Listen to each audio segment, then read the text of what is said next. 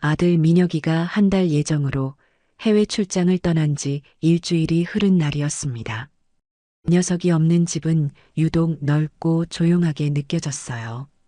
저는 매일같이 그랬듯 동이 트기도 전에 잠에서 깨어 남편의 사진이 놓인 작은 탁자 앞을 한참이나 서성였습니다. 사진 속 당신은 여전히 인자한 미소로 저를 보고 있었지만 더 이상 제 어깨를 다독여주지는 못했죠. 여보, 나 잘하고 있는 거 맞지요? 누구도 답해주지 않을 질문을 허공에 던지는 것으로 저의 하루는 시작되곤 했습니다. 아침을 차려 먹고 웬만한 집안일은 도우미 아주머니가 다녀가시니 할 일도 없어 거실 소파에 앉아 창밖을 내다보는 것이 일과의 전부였습니다. 저 창밖의 아파트 단지며 놀이터의 흙이며 전부 제 피 같은 돈으로 일군 아들의 세상이었지만 정작 저는 그 세상에 속하지 못한 이방인 같다는 생각을 자주 했습니다. 오전 10시쯤 되었을까요? 방문을 열고 나온 며느리 유진이가 기지개를 켜며 제게 다가왔습니다. 어머니, 일찍 일어나셨네요. 그 목소리에는 이제 막 잠에서 깨어난 사람 특유의 나른함과 함께 평소와 다른 종류의 살가움이 묻어 있었습니다. 저는 TV 리모컨을 만지작거리며 무심하게 대답했죠. 늘 이 시간에 일어나는 걸 유진이는 제 옆에 살짝 걸터 앉으며 팔짱을 끼는 신용까지 했습니다. 평소에는 거실에서도 마주치는 일이 거의 없는 아이였어요. 용건이 있을 때만 저를 찾았기에 이 아침의 친절이 낯설면서도 불편하게 다가왔습니다. 어머니, 오늘 뭐 특별한 계획 있으세요? 계획은 무슨? 늙은이가 매일 똑같지. 그럼 저랑 어디 좀 같이 가실래요? 저는 유진이의 얼굴을 빤히 쳐다보았습니다. 쇼핑몰에 올릴 가을 신상품을 직접 보고 떼와야 하는데 혼자 운전하고 짐을 들기가 버겁다는 것이 이유였습니다. 그러면서 어머니 집에만 계시면 답답하시잖아요. 바람도 쐬실 겸 같이 가요. 제가 동대문 가서 맛있는 것도 사드리고 예쁜 스카프도 하나 사드릴게요 라며 말꼬리에 꿀을 발라 속삭이더군요. 저는 며칠 전부터 욱신거리던 무릎을 슬며시 주무르며 말했습니다. 나는 무릎이 안 좋아서 오래 걷기 힘든데 너 혼자 다녀오는 게 낫지 않겠니? 제 말에 유진이의 입꼬리가 순간 미세하게 굳어지는 것을 놓치지 않았습니다. 하지만 이내 표정을 풀고는 더 애교 섞인 목소리로 저를 졸랐어요. 에이, 어머니. 제가 다 모시고 다닐 건데 뭐가 걱정이세요? 짐도 잠깐만 봐주시면 되고 거의 차로 다닐 거라 괜찮아요. 네, 어머니. 그네 하는 소리에 담긴 거절을 용납하지 않겠다는 은근한 압박감을 저는 이미 오래전부터 알고 있었습니다. 여기서 싫다고 버티면 분명 저 아이는 온종일 굳은 얼굴로 집안에 냉기를 뿌리고 다닐 테지요. 민혁이가 돌아왔을 때 어머니는 저랑 어디 같이 가는 것도 싫어하신다며 있지도 않은 사실을 부풀려 아들의 마음을 불편하게 만들지도 모릅니다. 결국 저는 길게 한숨을 내쉬며 고개를 끄덕일 수밖에 없었습니다. 알았다. 그럼 준비하고 오너라. 제 대답에 유진이는 와, 신난다. 어머니 예쁘게 하고 나오세요. 라며 아이처럼 웃어 보이고는 자기 방으로 쏙 들어갔습니다. 그 뒷모습을 보며 저는 또 한 번 체념했습니다. 저 아이에게 저는 시어머니가 아니라 그저 필요할 때 쓰는 무료 노동력 그 이상도 이하도 아니라는 사실을요. 외출 준비를 마치고 현관에서 유진이를 기다리는데 거울에 비친 제 모습이 유독 처량하게 느껴졌습니다. 낡았지만 가장 편해서 아끼는 단화와 몇 년째 입고 있는 무채색 카디건. 유진이는 늘 제 옷차림을 보고 어머니, 요즘 누가 그런 옷을 입어요. 제가 나중에 옷 사드릴게요라고 말하곤 했지만 그 나중은 단 한 번도 오지 않았습니다. 잠시 후 화려한 원피스에 완벽한 화장을 하고 나타난 유진이는 저를 위아래로 훑어보더니 혀를 차더군요. 어머니, 제가 그 신발 좀 버리라고 말씀드리지 않았어요? 저는 발이 편한 게 최고다라며 짧게 대꾸하고 먼저 현관문을 열고 나섰습니다. 지하 주차장으로 내려가는 엘리베이터 안에서 유진이는 연신 스마트폰을 들여다보며 누군가와 메시지를 주고받느라 바빴습니다. 그 아이의 세상 속에서 저는 투명 인간이나 마찬가지였어요. 주차장에 도착하자 저 멀리서도 형광등 불빛을 받아 눈부시게 빛나는 하얀색 SUV 한 대가 보였습니다. 민혁이와 유진이가 결혼할 때 저 차를 선물했습니다.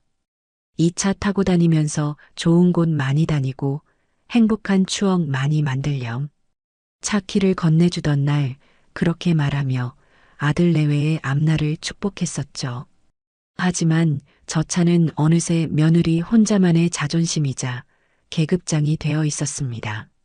아들인 민혁이조차 저 차를 몰 때는 유진이의 허락을 받아야 할 정도였으니까요. 유진이가 리모컨을 누르자 차가 삑 소리를 내며 문이 열렸습니다.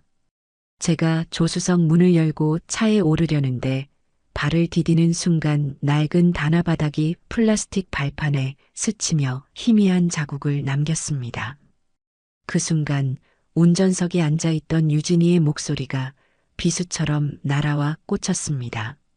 어머니, 조심 좀 하세요. 이거 어제 시간 들여서 세차한 거란 말이에요.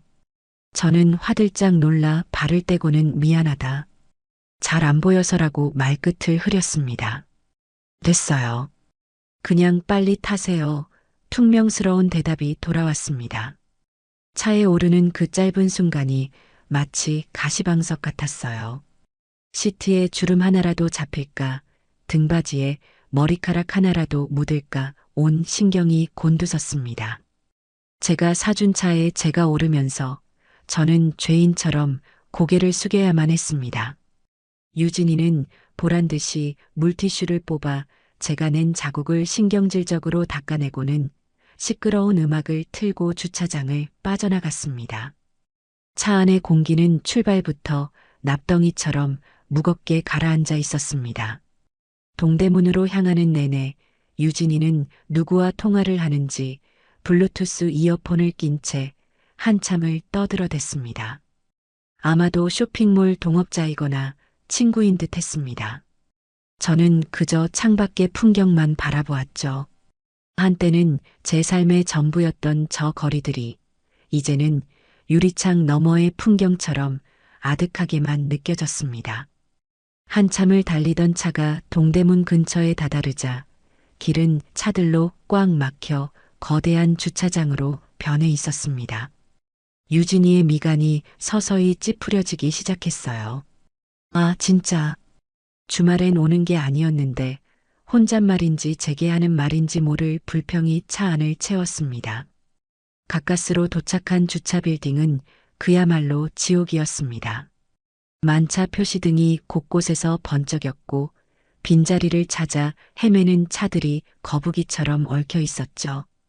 우리는 3층 주차장을 너댓바퀴는 돌고 나서야 겨우 비어있는 공간 하나를 발견할 수 있었습니다. 유진이는 한숨을 푹 쉬며 말했습니다. 어머니랑 오니까 되는 일이 없네. 평소엔 바로 찾았는데 그 비난의 화살은 어김없이 제게로 향했습니다. 저는 아무 대꾸도 할 수 없었죠. 그녀가 힘든 건 모두 제 탓이 되어버리는 이 집안의 법칙에 익숙해진 지 오래였습니다. 어머니, 먼저 내리셔서 뒤 좀 봐주세요. 자리가 너무 좁아서 안 되겠어요. 그녀의 명령에 저는 힘겹게 차 문을 열고 밖으로 나섰습니다. 매캐한 배기가스와 사방에서 울리는 경적 소리에 머리가 핑 돌았죠. 아픈 무릎을 짚고 차 뒤로 걸어가는데 뒤에서 기다리던 차가 신경질적으로 빵 하고 경적을 울렸습니다. 유진이는 창문을 내리고 어머니, 좀 빨리빨리요. 뒷차 안 보여요? 라고 고함을 질렀습니다. 저는 당황해서 허둥지둥 손짓을 했지만 다리가 후들거려 제대로 서 있기도 힘들었습니다. 결국 유진이는 됐어요. 라며 차를 한 번에 밀어넣고는 시동을 꺼버렸습니다. 그녀의 얼굴에는 당신은 아무짝에도 쓸모없다는 표정이 역력했습니다. 저는 또 한 번 그녀의 세상에서 거추장스러운 짐이 되어버렸습니다. 차에서 내린 유진이는 아무 말 없이 빠른 걸음으로 쇼핑몰을 향해 걸어갔습니다. 저는 그 뒤를 절뚝거리며 따라가야 했죠. 시장에 들어서자마자 그녀는 오늘 저를 왜 데려왔는지 그 본색을 명확히 드러냈습니다. 한 가게에 들러 마음에 드는 옷 몇 가지를 고른 후 커다란 비닐봉지를 제게 툭 안겨주었습니다. 어머니, 이거 들고 여기 잠시만 서 계세요. 전 다른데 빨리 좀 보고 올게요. 거절할 틈도 없이 그녀는 인파 속으로 사라졌습니다. 처음에는 한두 개였던 짐은 시간이 지날수록 점점 늘어났습니다. 티셔츠 뭉치, 청바지 더미, 재킷들 비닐 손잡이가 손가락을 파고드는 고통보다 묵직한 짐의 무게가 무릎을 짓누르는 고통이 더 견디기 힘들었습니다. 그렇게 1시간을 넘게 짐꾼 노릇을 하고 있을 때였어요. 유진이는 또 다른 가게에서 잔뜩 싼 옷을 들고 와 제게 넘기려 했습니다. 제가 이미 들고 있는 짐이 너무 많아 잠시 머뭇거리는 사이 그만 손에서 힘이 풀려버렸습니다. 쇼핑백 하나가 바닥으로 쿵 소리를 내며 떨어졌고 그 안에서 곱게 포장되어 있던 새하얀 블라우스가 밖으로 툭 튀어나왔습니다. 바닥에 먼지가 하얀 옷에 거뭇하게 묻어버렸죠. 그 순간 유진이의 얼굴이 싸늘하게 굳었습니다. 그녀는 달려와 블라우스를 집어들고 손으로 먼지를 털어내며 저를 쏘아보았습니다. 어머니, 제가 이거 샘플이라 조심해야 한다고 말씀드렸잖아요. 미안하다. 나도 모르게 손에서. 이거 하나 제대로 못 드세요? 그냥 짐만 될 거면 뭐하러 따라오셨어요? 그녀의 목소리는 차갑고 날카로웠습니다. 주변의 상인들과 손님들이 힐끔거리는 시선에 얼굴이 화끈거렸습니다. 저는 입술을 깨물며 아무 말도 하지 못했습니다. 사과를 해봤자 소용없다는 것을 알기 때문이었죠. 그녀의 분노는 이미 시작되었고 그 분노가 어디까지 갈지 저는 짐작조차 할 수 없었습니다. 결정적인 사건은 그로부터 1시간쯤 더 흐른 뒤에 일어났습니다. 유진이는 젊은 여자들이 바글거리는 한 도매상점 앞에서 발걸음을 멈췄습니다. 그곳은 유독 인기가 많은 곳이라 계산하려는 줄이 가게 밖까지 길게 늘어서 있었죠. 유진이는 제 등을 떠밀며 말했습니다. 어머니가 줄 좀 서 계세요. 여긴 오래 걸릴 것 같으니까. 전 그동안 다른 디자인 좀 보고 올게요. 저는 이미 한계에 다다른 무릎의 통증을 애써 참으며 줄의 맨 끝에 섰습니다.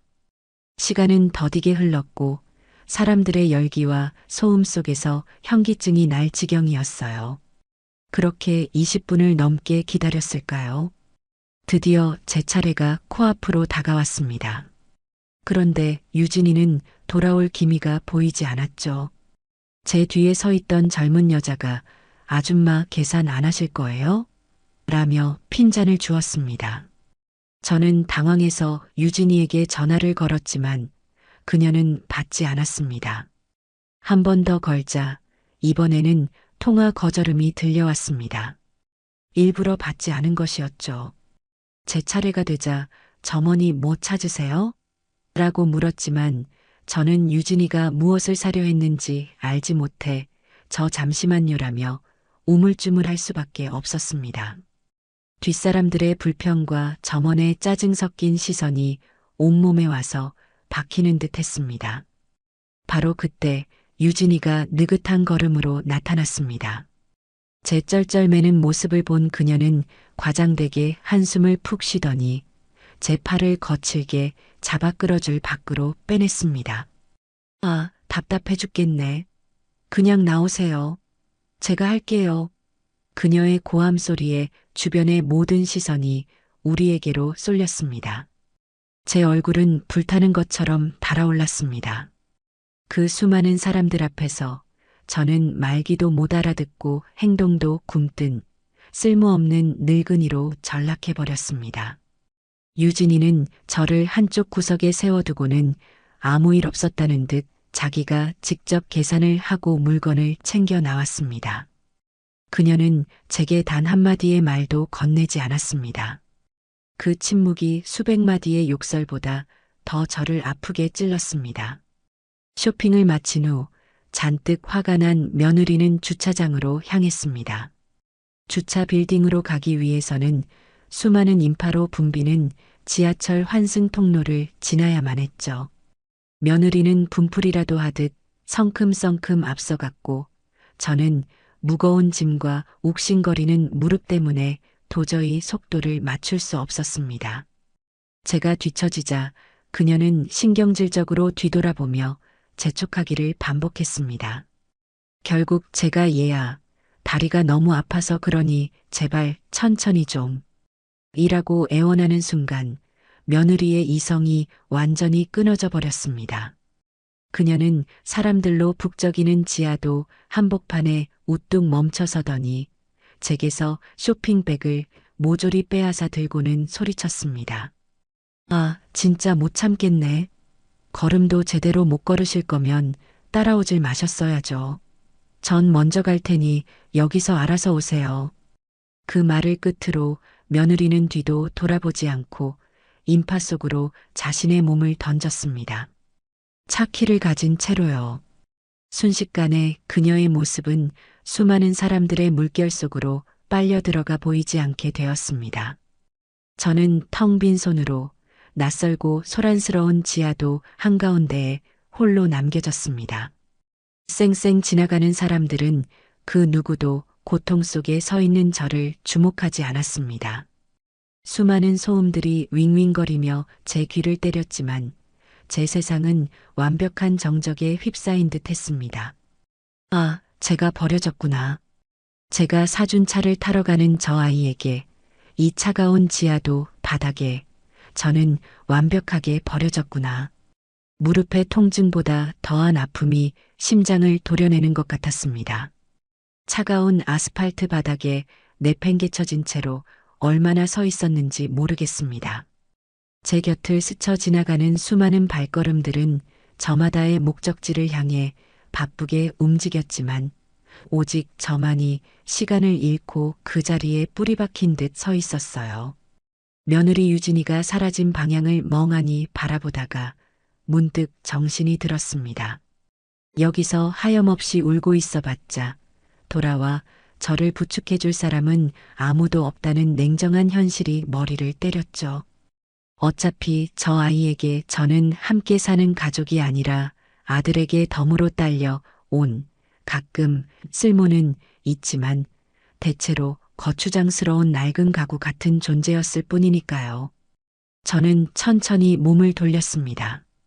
한 걸음을 내디딜 때마다 무릎에서 비명을 지르는 듯한 통증이 올라왔지만 그것은 심장이 아픈 것에 비하면 아무것도 아니었습니다.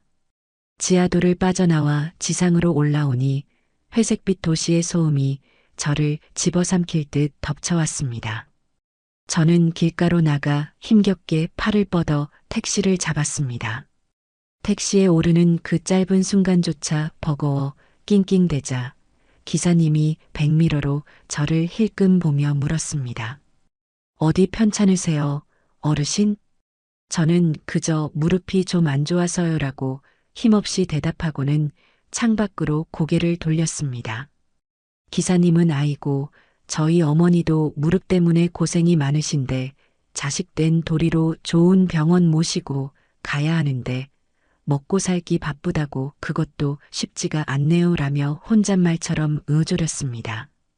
그 평범한 한탄이 제 가슴에는 수십 개의 바늘이 되어 박혔습니다.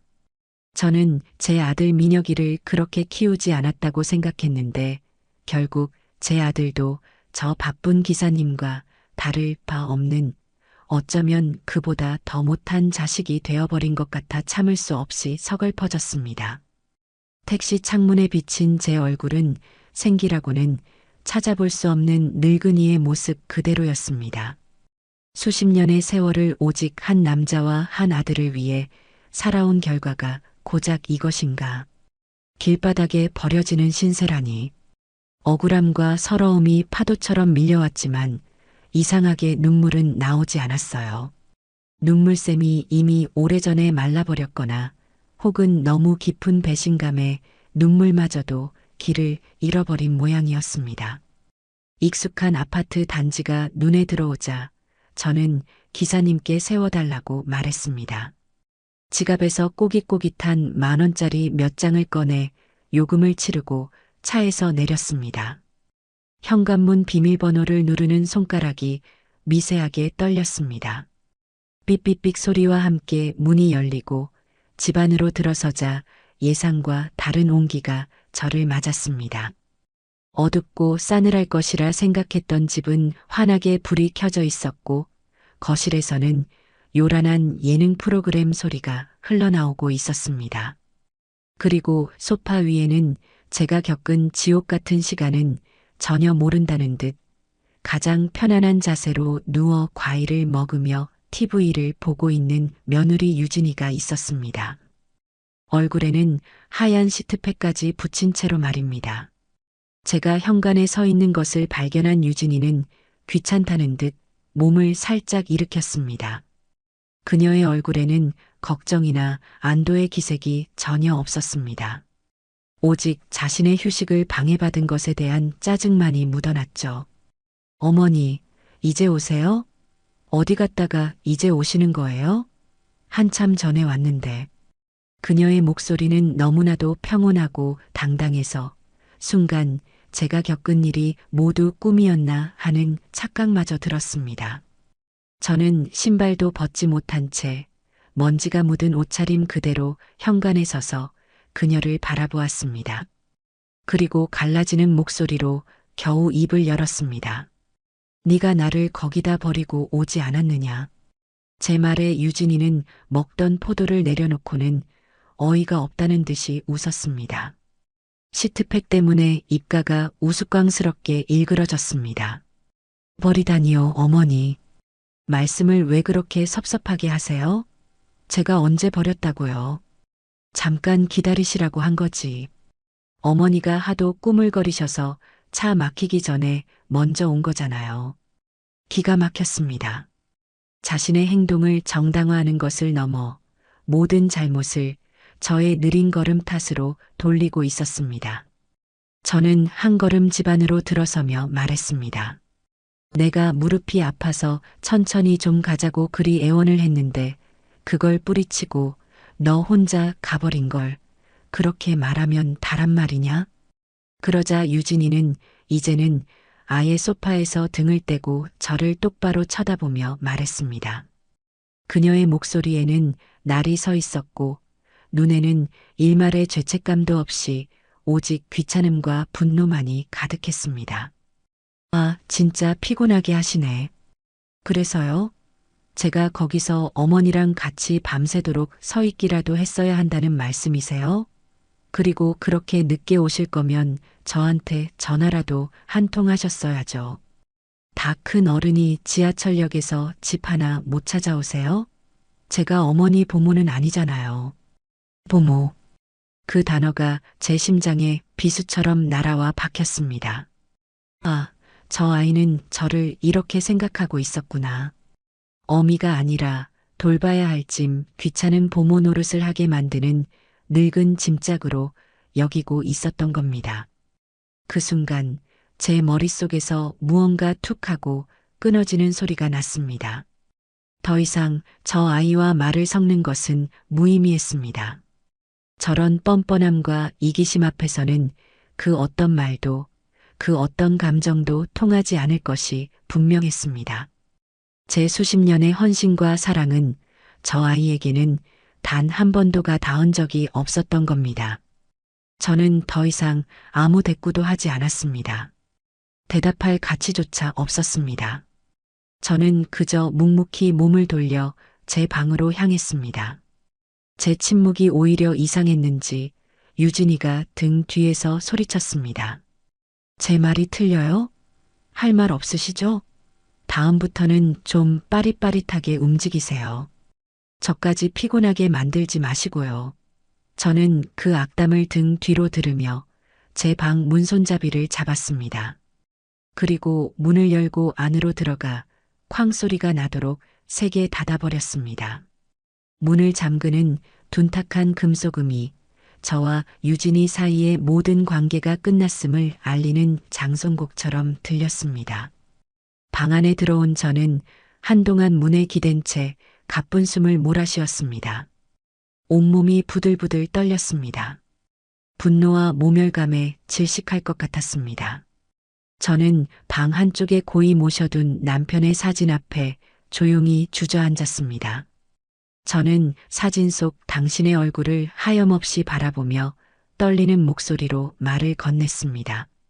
여보, 다 봤지? 내가 오늘 뭘 보고 무슨 말을 들었는지 당신도 다 봤을 거 아냐? 내가 틀렸어.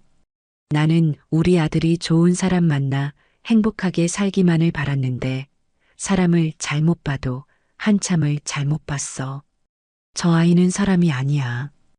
은혜도 염치도 모르는 짐승만도 못하다고. 여보, 이제 나 더는 못 참겠어. 내가 내 손으로 저 아이의 오만방자함에 마침표를 찍을 거야. 내가 저 아이에게 줬던 모든 것들 하나도 빠짐없이 전부 다 거두어 갈 거라고. 그러니 하늘에서 너무 노여워 말고 이 못난 마누라가 하는 짓 끝까지 지켜봐줘. 남편과의 피 끓는 맹세를 마친 저는 자리에서 벌떡 일어났습니다. 그리고는 곧장 방 한쪽에 놓인 낡은 자개장으로 향했습니다. 그 안에는 제 인생의 희로애락이 담긴 물건들이 잠들어 있었죠. 남편이 처음 주었던 연애편지, 민혁이가 어버이날에 만들어준 카네이션, 그리고 맨 아래 칸 깊숙한 곳에 넣어둔 낡은 서류 상자. 저는 그 상자를 꺼내 먼지를 닦아내고 조심스럽게 열었습니다. 그 안에는 아들 내외가 결혼할 당시의 서류들이 고스란히 담겨 있었어요. 아파트 매매 계약서, 그리고 그 아래에 제가 찾던 것이 있었습니다. 바로 그 하얀색 SUV의 자동차 구매 계약서 원본이었습니다. 공급받는 자의 이름은 아들 민혁이의 이름으로 되어 있었지만 그 아래 공급자, 즉 대금을 지불하고 차를 구매한 사람의 이름은 제 이름 박찬숙 석자가 선명하게 적혀 있었습니다. 그 옆에는 혹시나 싶어 따로 보관해 두었던 예비 스마트키가 비닐 포장도 뜯지 않은 새것 그대로 들어 있었죠. 저는 그 서류와 열쇠를 손에 쥐었습니다. 그것은 더 이상 아들을 위한 사랑의 선물이 아니었습니다. 그것은 이제 저를 배신한 세상에 맞서 싸울 저의 무기이자 빼앗긴 제 인생을 되찾아올 유일한 열쇠였습니다. 상자 뚜껑을 닫으며 저는 얼음처럼 차가운 목소리로 응조렸습니다. 그래, 유진아.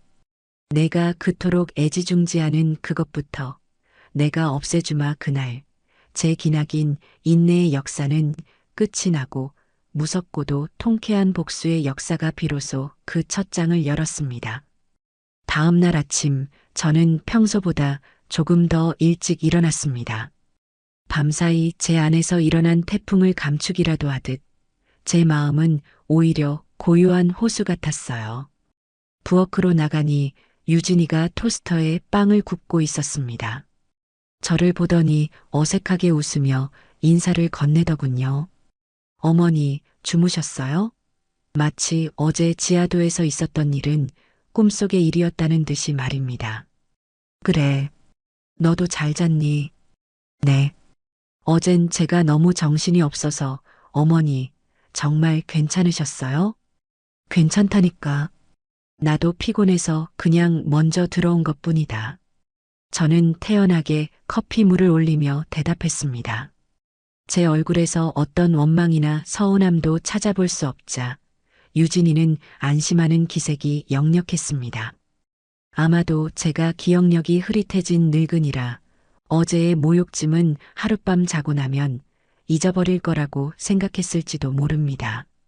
저희는 아무 말 없이 식탁에 마주 앉아 아침을 먹었습니다.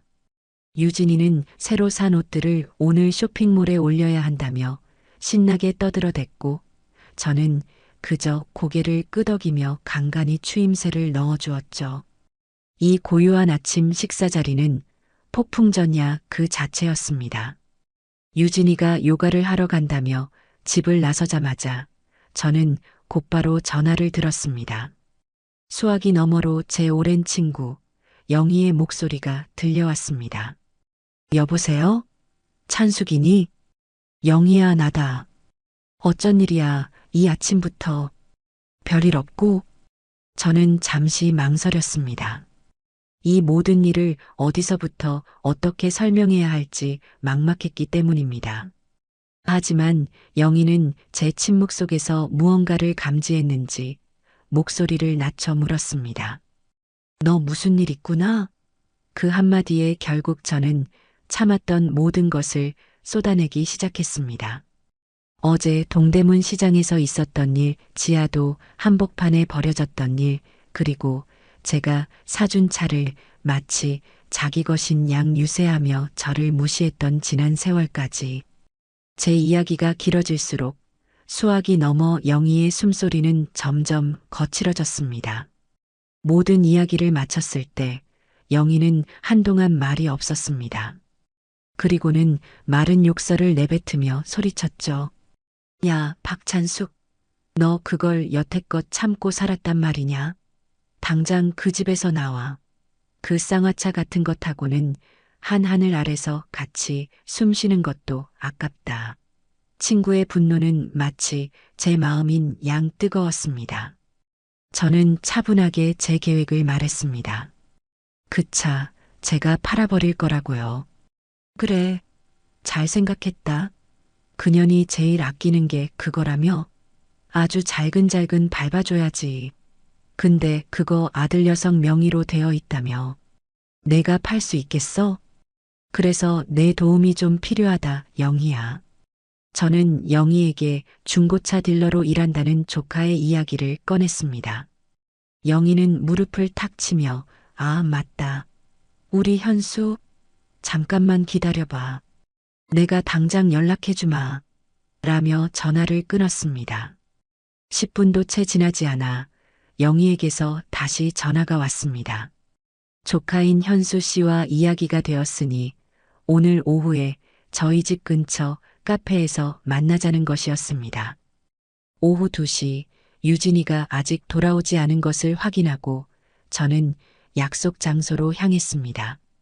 카페에 들어서자 영희를 꼭 닮아 선하게 생긴 젊은 청년이 저를 보고 깍듯하게 일어나 인사를 했습니다. 영희의 조카 현수 씨였습니다. 저는 자리에 앉아 그에게 다시 한번 자초지종을 설명했습니다. 제 이야기를 듣는 내내 현수 씨의 표정은 놀라움과 안타까움, 그리고 분노로 계속해서 바뀌었죠. 어르신 정말 고생 많으셨겠습니다. 그는 진심으로 저를 위로해 주었습니다. 그리고는 곧바로 전문가의 얼굴로 돌아와 제가 가져온 서류들을 꼼꼼히 살폈습니다. 어르신께서 구매하신 게 확실하네요. 계약서 원본도 있고 하지만 명의가 아드님 앞으로 되어 있어서 절차가 조금 필요합니다. 현수 씨는 몇 가지 방법을 설명해 주었습니다. 가장 확실한 것은 아들인 민혁이에게 연락해서 위임장을 받는 것이었지만 그건 불가능한 일이었죠. 그는 잠시 고민하더니 조심스럽게 입을 열었습니다. 혹시 아드님의 인감도장이랑 인감증명서 가지고 계신지요? 저는 고개를 끄덕였습니다. 민혁이는 장기 출장을 가거나 할 때 혹시 모를 급한 일에 쓰라며 제게 인감도장과 여분의 인감증명서를 맡겨놓곤 했습니다. 어머니가 저희 집 재산 관련해서는 알아서 다 다 처리해 주세요. 아들의 그 믿음이 이제는 며느리를 향한 비수가 될 참이었습니다.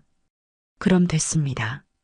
어르신, 제가 필요한 서류 양식을 준비해 드릴 테니 인감 도장만 찍어서 주시면 나머지는 제가 다 알아서 처리하겠습니다. 아드님이 해외 체류 중이라 어머님께 판매를 위임했다는 식으로 서류를 꾸미면 법적으로 아무 문제가 없습니다. 현수 씨의 확신에 찬 목소리에 저는 용기를 얻었습니다. 우리는 그 자리에서 작전 계획을 세웠습니다. 먼저 유진이가 없는 틈을 타 집 주차장으로 가서 차 사진부터 찍기로 했죠. 카페에서 헤어진 후 저는 현수 씨와 함께 아파트로 돌아왔습니다. 다행히 유진이는 아직이었습니다. 저희는 곧장 지하 주차장으로 향했습니다. 현수 씨는 전문가용 카메라를 꺼내 이리저리 각도를 바꿔가며 차 사진을 찍기 시작했습니다. 유진이가 매일같이 닦고 광낸 덕에 차는 연식에 비해 신차처럼 상태가 좋았습니다. 현수 씨는 혀를 내두르며 말하더군요. 이렇게 관리가 잘 된 차는 금방 팔립니다. 어르신, 죗값을 떠나서 아주 좋은 주인에게 갈 수 있겠네요. 사진을 다 찍은 현수 씨는 노트북을 셔차 사진들을 옮기고는 곧바로 중고차 거래 사이트에 매물을 올렸습니다. 차주 해외 출장으로 인한 대리 금매, 신차급 컨디션, 비흡연 여성 1인 운행. 그럴듯한 제목 아래 번쩍이는 하얀색 SUV 사진이 올라갔습니다. 저는 제 노트북 화면에 떠 있는 그 매물을 보며 만감이 교차했습니다. 이제 정말 돌아갈 수 없는 강을 건넌 것이었습니다. 현수 씨는 제 어깨를 두드리며 말했습니다. 어르신, 이제 시작입니다. 마음 단단히 먹으세요. 그날 오후 저는 제 인생에서 가장 거대하고 통쾌한 복수의 첫 발을 내디뎠습니다. 덫을 놓고 기다리는 사냥꾼의 심정이 이런 걸까요? 저는 온종일 휴대폰만 들여다보며 시간을 보냈습니다.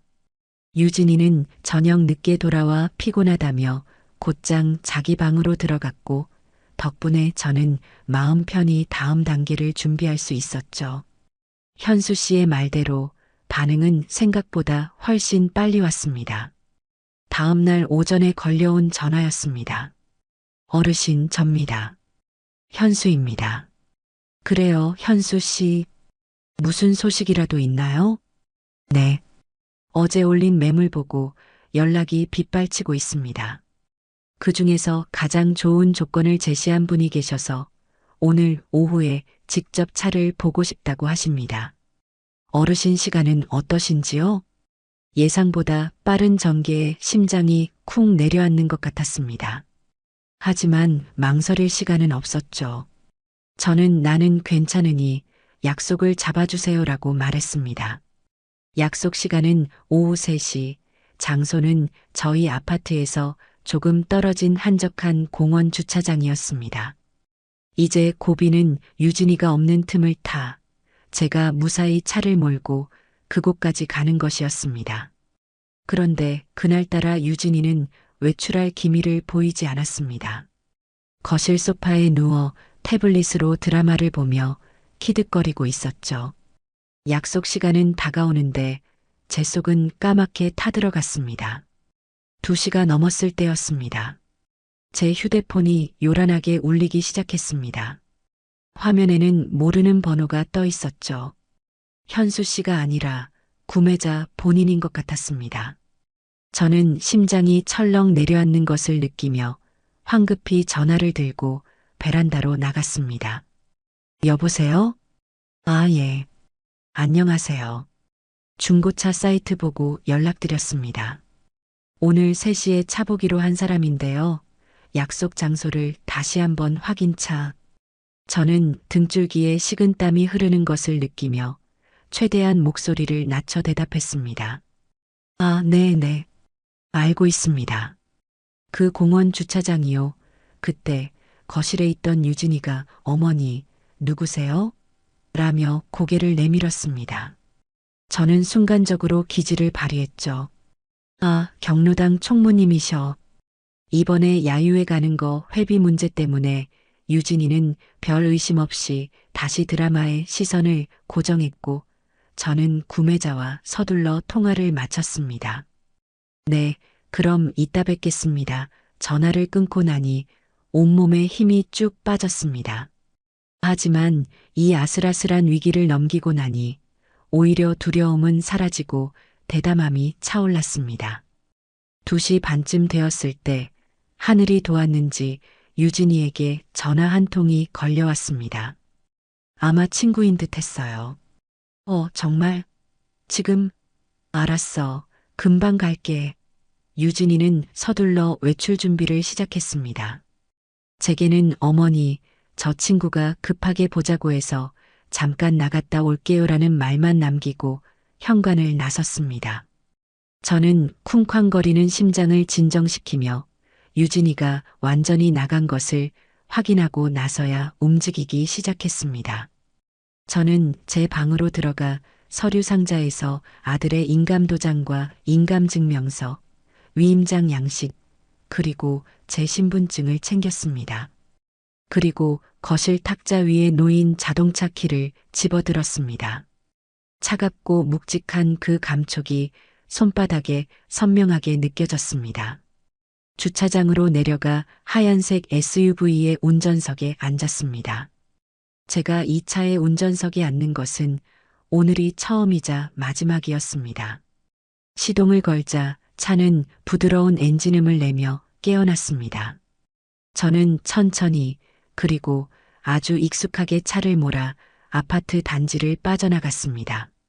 약속 장소인 공원 주차장에 도착하니 현수 씨와 한 가족이 저를 기다리고 있었습니다. 젊은 부부와 어린 딸아이였죠. 인상이 무척 선해 보였습니다. 현수 씨가 저를 그들에게 소개했고 저희는 가볍게 목례를 나누었습니다. 남편 되시는 분이 차를 꼼꼼하게 살피기 시작했습니다. 그는 운전석에도 앉아보고 엔진 소리도 들어보더니 아주 만족스러운 표정을 지었습니다. 차가 정말 좋네요. 전 차주분께서 관리를 아주 잘하셨나 봅니다. 그의 말에 현수 씨가 옆에서 거들었습니다. 네, 저희 고모님이 되시는 분인데 아드님이 해외에 나가 계셔서요. 아주 애지중지 아끼던 차입니다. 저는 그들의 대화를 들으며 묵묵히 서 있었습니다. 차를 살펴보던 부부는 자기들끼리 잠시 상의를 하더니 이내 구매를 결정했습니다. 저희는 차 안에서 계약서를 작성하기 시작했습니다. 현수 씨가 미리 준비해온 자동차 양도 증명서에 저는 떨리는 손으로 제 인적 사항을 적어 내려갔습니다. 그리고 마지막 양도인 서명란. 저는 품속에서 비단 주머니에 든 인감도장을 꺼냈습니다.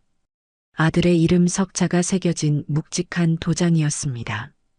붉은 인주를 묻혀 서류 위 정해진 칸에 힘주어 꾹 눌렀습니다. 선명하게 찍힌 붉은 낙인은 이 길고 지독했던 관계의 종언을 알리는 신호탄과도 같았습니다.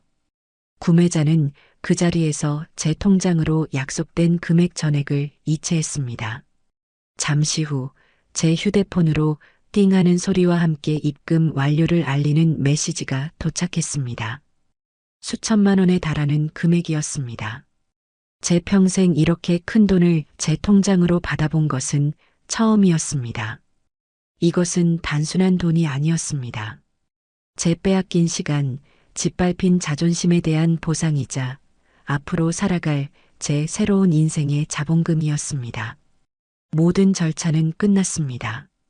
거래는 성공적으로 성사되었습니다.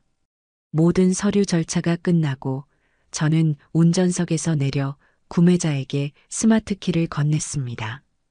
유진이가 매일같이 반짝반짝 닦아 자신의 분신처럼 여기던 바로 그 열쇠였습니다.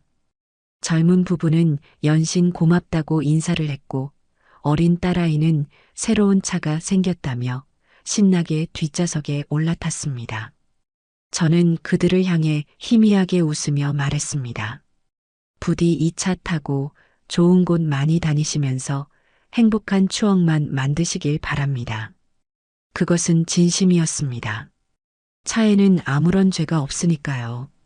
그저 주인을 잘못 만났을 뿐. 부부는 제게 다시 한번 고개를 숙여 보이고는 차에 올라탔습니다. 익숙한 엔진음과 함께 하얀색 SUV는 천천히 주차장을 빠져나갔습니다. 저는 그 차가 제 시야에서 완전히 사라져 작은 점이 될 때까지 그 자리에 우두커니 서서 바라보았습니다. 이제 정말 모든 것이 끝났다는 생각에 다리에 힘이 쭉 풀리는 것 같았지만 동시에 기묘한 해방감이 온몸을 감쌌습니다. 저는 현수 씨에게 몇 번이고 고맙다는 인사를 하고 그와 헤어졌습니다. 그리고는 곧장 택시를 타고 은행으로 향했습니다.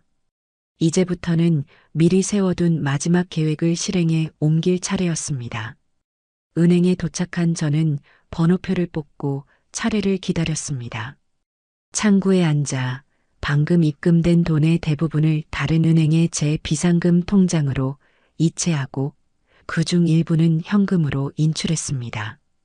두툼한 현금 뭉치를 가방 깊숙한 곳에 넣으니 비로소 제 자유가 손에 잡히는 듯한 실감이 들었습니다. 은행을 나온 저는 집으로 돌아가지 않았습니다. 택시를 잡아 타고 친구 영희의 집 주소를 불렀죠. 영희네 집에 도착하니 그녀는 현관문 앞에서 저를 기다리고 있었습니다. 제 얼굴을 보자마자 영희는 다 끝난 게냐? 라고 물었고 저는 말없이 고개를 끄덕였습니다. 영희는 제 손을 꽉 잡으며 잘했다. 박찬숙. 정말 잘했어. 이제부터는 아무 걱정 말고 이 늙은이만 믿어. 라며 저를 집 안으로 이끌었습니다. 영희의 집은 낡고 좁았지만 그 어떤 궁궐보다도 아늑하고 편안하게 느껴졌습니다. 저는 거실 한쪽에 미리 가져다 두었던 제 작은 짐가방을 내려놓았습니다. 그리고 소파에 앉아 제 인생에서 가장 중요한 의식을 치렀습니다. 바로 휴대폰 전원을 끄는 것이었죠. 전원 버튼을 길게 누르자 화면에 전원을 끄시겠습니까? 라는 문구가 떴습니다. 저는 망설임 없이 확인 버튼을 눌렀습니다. 화면이 까맣게 변하며 저와 저를 억압하던 세상을 이어주던 마지막 연결고리가 끊어졌습니다. 이제 저는 공식적으로 그들의 세상에서 사라진 존재가 되었습니다. 영희는 따뜻한 대추차 한 잔을 타와 제 손에 쥐어주었습니다. 김이 모락모락 피어오르는 찻잔을 들고 있으니 꽁꽁 얼어붙었던 몸과 마음이 조금씩 녹아내리는 듯 했습니다. 저희는 한동안 아무 말 없이 차만 마셨습니다. 그 고요함 속에서 저는 지금쯤 아들 내외의 집에서 벌어지고 있을 일들을 상상했습니다. 오늘 저녁이면 민혁이가 한 달간의 출장을 마치고 돌아올 겁니다. 피곤한 몸을 이끌고 공항에서 집으로 돌아오겠죠. 유진이는 아무것도 모른 채 아마 평소처럼 온갖 예쁜 척을 하며 남편을 맞이할 겁니다. 그리고 저녁을 먹고 혹은 주말 계획을 세우며 차를 쓸 일이 생기겠죠. 유진이는 당연하다는 듯 탁자 위를 보겠지만 그곳에 있어야 할 자동차 키는 없을 겁니다. 처음에는 민혁이가 어디 다른 곳에 둔 줄 알겠죠. 하지만 온 집안을 다 뒤져도 키가 나오지 않으면 그제야 주차장으로 내려가 볼 겁니다. 그리고 텅 비어 있는 주차 공간을 발견하는 순간 유진이의 얼굴은 하얗게 질려버리겠죠. 그녀는 분명 차를 도난당했다고 생각하며 길길이 날뛸 겁니다. 경찰에 신고를 하고 보험사에 연락을 하고 온갖 소란을 피우겠죠. 그리고 그 과정에서 저 또한 집에 없다는 사실을 깨닫게 될 겁니다.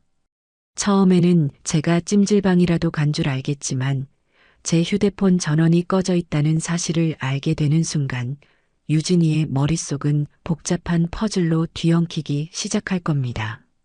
하지만 민혁이는 다르겠죠. 아들은 제 아들이니까요. 차가 없어진 것과 엄마가 사라진 것. 이 두 가지 사건이 우연이 아니라는 것을 그는 본능적으로 직감할 겁니다. 그리고 엄마인 제가 왜 그래야만 했는지 그 이유를 찾기 위해 아내인 유진이를 추궁하기 시작하겠죠. 그때부터가 그들 부부에게 진짜 지옥의 시작일 겁니다.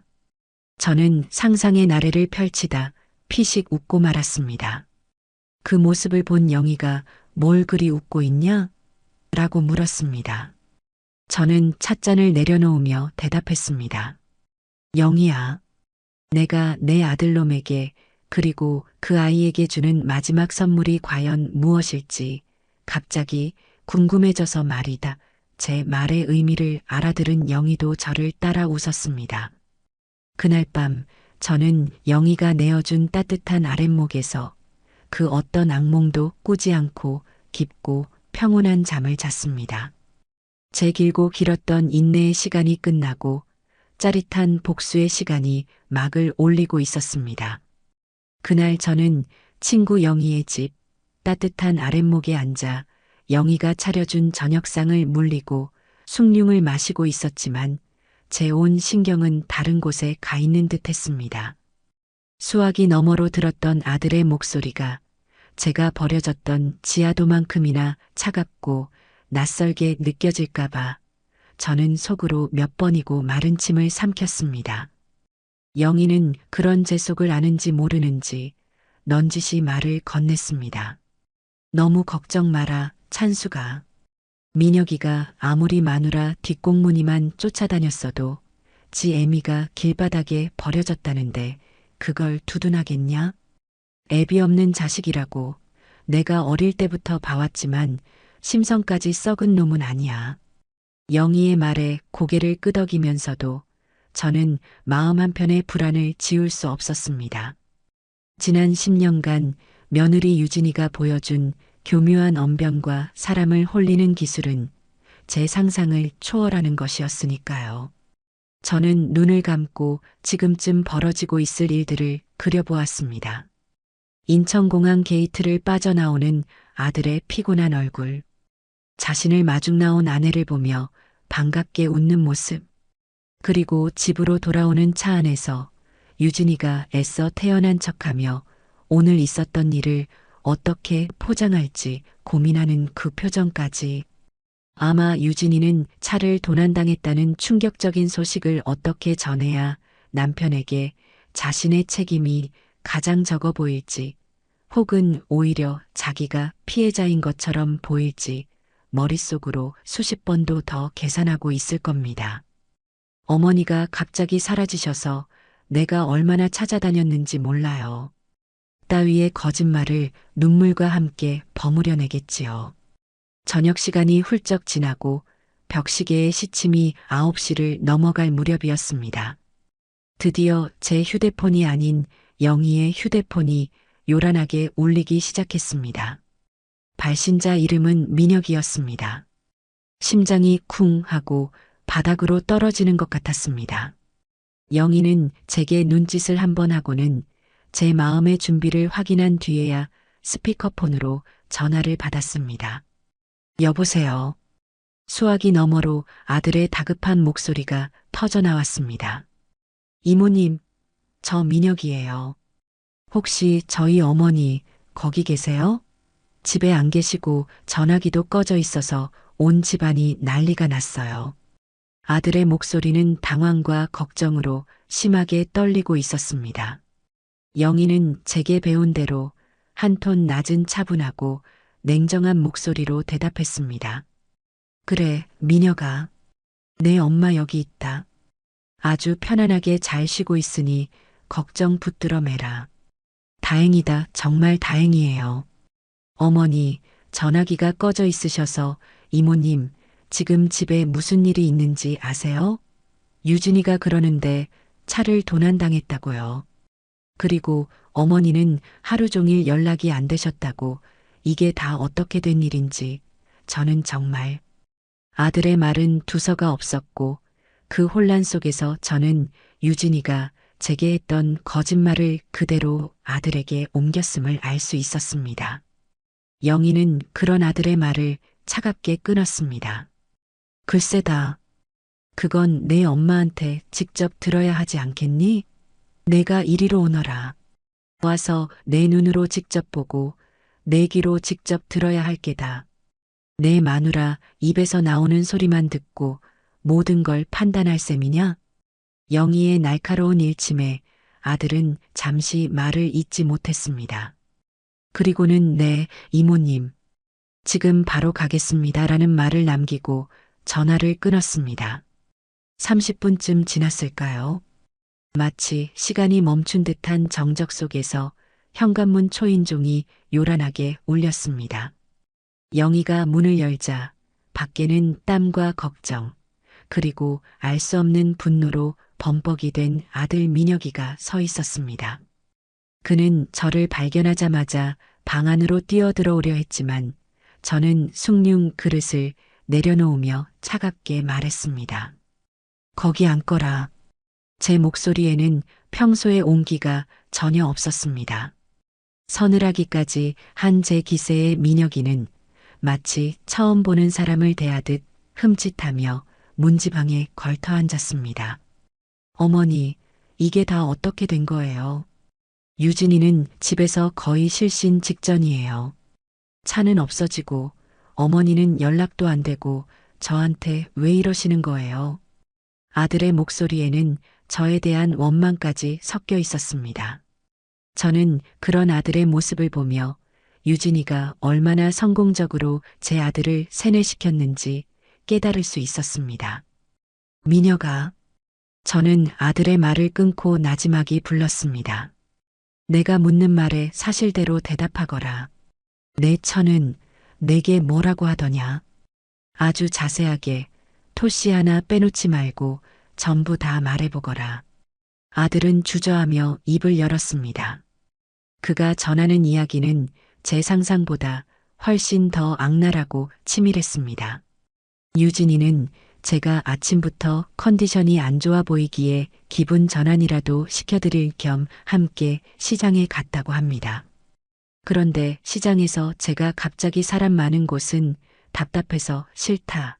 먼저 들어가겠다며 혼자 사라져버렸다고 했습니다. 자신은 제가 걱정되어 온 시장을 다 뒤지고 혹시나 싶어 집에도 몇 번이나 전화를 걸었지만 제가 받지 않았다고 눈물 콧물을 쏟으며 제 아들에게 매달렸다고 합니다. 그리고 저녁 늦게 지쳐서 집에 돌아와 보니 주차장에 있어야 할 차가 감쪽같이 사라져 있었다고. 그래서 자기는 제가 나쁜 사람들에게 납치라도 당한 줄 알고 경찰에 실종 신고까지 하려던 참이었다고 아주 그럴듯한 소설을 써내려갔다고 했습니다. 저는 모든 이야기를 묵묵히 들은 후 기가 막혀 헛웃음이 나왔습니다. 제 웃음소리에 아들은 어머니, 지금 웃음이 나오세요? 라며 화를 냈습니다. 저는 웃음을 거두고 품속에서 차가운 스마트키 하나를 꺼내 아들 앞에 내려놓았습니다. 민혁이가 제게 맡기고 갔던 예비 열쇠였습니다. 이게 왜 어머니한테? 민혁아, 어제 내 처는 나를 동대문 시장에 끌고 갔다. 내 말대로였지. 하지만 기분 전환을 위해서가 아니라 자기 짐을 들어줄 짐꾼이 필요해서였단다. 그리고는 하루 종일 늙고 병든 이 어미를 종처럼 부려먹었지. 그러다 내가 늙고 병들어 제 걸음 하나 제대로 못 맞추자 다 큰 어른이 길 하나 못 찾냐는 모욕과 함께 수많은 사람들이 오가는 지하도 한복판에 나를 버리고 저 혼자 집으로 돌아왔단다. 제 목소리는 마른 나뭇잎처럼 건조했지만 그 안에 담긴 내용은 비수처럼 날카로워 아들의 심장을 후벼 팠을 겁니다. 민혁이의 얼굴이 하얗게 질려갔습니다. 그의 눈동자가 맹렬하게 흔들렸습니다. 어머니, 그게 무슨 유진이가 그럴 리가 없어요. 어머니가 뭔가 오해하셨을 거예요. 아들은 마지막까지 아내를 믿고 싶어 했습니다. 저는 그런 아들의 마지막 미련을 제 손으로 직접 끊어주기로 마음먹었습니다. 저는 말없이 옆에 놓아두었던 서류 봉투를 그에게 건넸습니다. 봉투 안에는 제가 어제 찾아냈던 자동차 매매 계약서 원본이 들어 있었죠. 아들은 떨리는 손으로 서류를 꺼내 들었습니다. 그리고 구매 대금을 지불한 사람의 이름, 박찬숙 석자를 확인하는 순간 아들의 눈동자는 지진이라도 난 듯 흔들렸습니다. 숨쉬는 법조차 잊어버린 사람처럼 아들은 그 서류만 멍하니 바라보았습니다. 미녀가, 나는 내 차를 판 게 아니다. 저는 자리에서 일어나 아들의 눈을 똑바로 쳐다보며 말했습니다. 내가 너희에게 주었던 내 마지막 선물을 내 손으로 되가져왔을 뿐이다. 그 순간 아들의 눈에서 굵은 눈물이 툭 하고 떨어졌습니다. 그것은 슬픔의 눈물이 아니었습니다. 모든 기만이 벗겨지고 추악한 진실을 정면으로 마주한 자의 참담함과 제 어미가 겪었을 모멸감에 대한 처절한 분노의 눈물이었습니다. 아들은 서류를 쥔 채로 부들부들 떨기 시작했습니다. 그리고는 고개를 떨구고 아이처럼 흐느끼기 시작했습니다. 어머니, 어머니, 제가 죽일 놈입니다. 그제야 제 아들은 자기가 지난 10년간 얼마나 거대한 거짓 속에 살아왔는지 깨달은 것이었습니다. 아들은 한참을 울다가 아무 말 없이 자리에서 일어났습니다. 그리고는 저와 영희에게 허리를 깊이, 아주 깊이 숙여 인사하고는 지옥의 사자 같은 얼굴로 집을 나섰습니다. 그날 밤 아들 내외의 집에서는 무슨 일이 벌어졌을까요? 저는 그저 상상만 할 뿐이었습니다. 하지만 며칠 뒤 영희 조카인 현수 씨에게서 연락이 왔습니다. 경찰서에서 연락이 왔었다고 합니다. 유진이가 차량 도난 신고를 하는 바람에 차를 구매한 사람이 조사를 받게 되었고 그 과정에서 정상적인 서류를 통해 합법적으로 이전된 사실이 밝혀졌다는 것이었습니다. 심지어 유진이는 시어머니가 인감도장을 훔쳐서 차를 팔아버렸다며 저를 절도범으로 몰아가려 했지만 제가 구매자라는 사실이 명백한 계약서 앞에서 그녀의 주장은 묵살되었다고 합니다. 결국 유진이는 경찰에게 가족 문제를 이런 식으로 끌고 오지 말라는 핀잔과 함께 무고죄로 역고소당할 수 있다는 경고까지 받고 망신만 당한 채 돌아갔다고 했습니다. 그 소식을 전해 들으며 저는 비로소 웃을 수 있었습니다. 제 길고 길었던 반격의 서막이 아주 성공적으로 올랐음을 확인하는 순간이었습니다. 영인의 집에서 며칠을 더 신세진 후 저는 본격적으로 저만의 보금자리를 찾아 나섰습니다. 영희는 다 늙어서 무슨 고생이냐, 그냥 나랑 같이 살자고 했지만 저는 단호하게 고개를 저었습니다. 남은 인생만큼은 그 누구의 눈치도 보지 않고 온전히 저 자신으로 살고 싶었습니다. 제 발로 서서 제 힘으로 숨쉬고 싶었어요. 저와 영희는 매일같이 부동산을 드나들었습니다. 젊은 시절 민혁이 아빠와 함께 우리 가족이 살 집을 구하러 다녔던 때가 어렴풋이 떠올랐습니다. 그때는 설렘과 희망으로 가득했는데 지금은 비장함과 결연함이 그 자리를 대신하고 있었죠. 저희는 세 군데의 집을 둘러보았습니다. 첫 번째 집은 값이 싸고 넓었지만 햇볕이 잘 들지 않아 낮에도 불을 켜야 할 정도로 어두웠습니다. 저는 평생을 음지에서 살았는데 제 마지막 거처까지 어둡게 만들고 싶지는 않았습니다. 두 번째 집은 남향에 밝았지만 바로 앞에 왕복 8차선 도로가 있어 너무 시끄러웠습니다. 저는 이제 소음이 아니라 평화를 원했습니다. 마지막으로 찾아간 곳이 바로 지금 제가 살고 있는 작은 오피스텔이었습니다. 새로 지은 건물이라 깨끗했고 창문으로는 사계절 내내 햇볕이 가득 들어올 것 같았습니다. 창문을 열면 작은 공원이 내다보여 새소리도 들렸죠. 무엇보다도 혼자 살기에 부족함도 과함도 없는 딱 알맞은 크기였습니다. 부동산 중개인은 어르신 혼자 사시기에는 딱입니다. 관리도 잘 되고 안전하고요라며 저를 부추겼습니다. 저는 그 자리에서 바로 계약을 결정했습니다. 제 이름 석자, 박찬숙이 적힌 임대차 계약서에 도장을 찍는 순간 저는 수십 년간 저를 짓누르던 무거운 짐을 벗어던진 듯한 해방감을 느꼈습니다. 이것이야말로 진정한 제 집이었습니다. 차를 판 돈으로 치른 보증금은 제 자유의 증거이자 새로운 삶의 주춧돌이 되어 주었습니다.